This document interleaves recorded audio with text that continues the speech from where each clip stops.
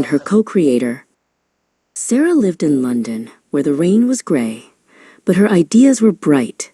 She hosted The Ambitious Mind, a podcast about growing businesses and brilliant ideas. Listeners loved her passion. But there was one problem. Sarah's episodes popped up like rare flowers, sometimes weekly, sometimes after 5 long weeks.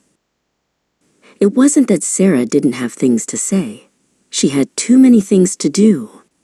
She was buried under a giant pile of podcast chores, writing show notes, chasing guests, updating the website, and trying to edit sound clips until her ears buzzed.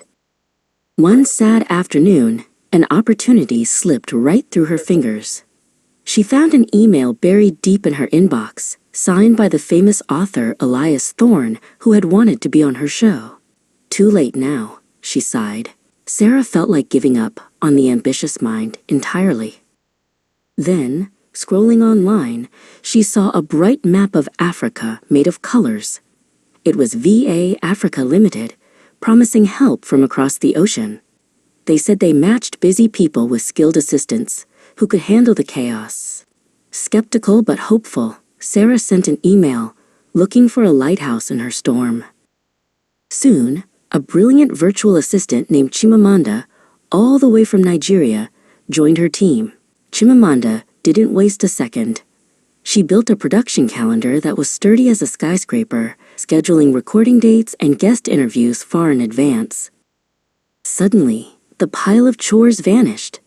Chimamanda handled the mountain of show notes, the fiddly editing, and turned long interviews into short, snappy clips for social media. She even designed eye-catching thumbnails. Sarah's engagement tripled overnight.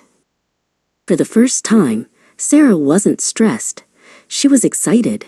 With the technical worries gone, she could focus entirely on the stories and the meaningful conversations. She realized she loved podcasting again, and her voice sounded clearer than ever. Chimamanda kept delivering big wins. She pitched sponsors and landed Sarah's first paid partnership, a huge boost. They worked seamlessly, bridging the distance between London and Lagos, driven by their shared ambitious mind. 6 months later, The Ambitious Mind hit the top 10 in entrepreneurship podcasts. And guess what?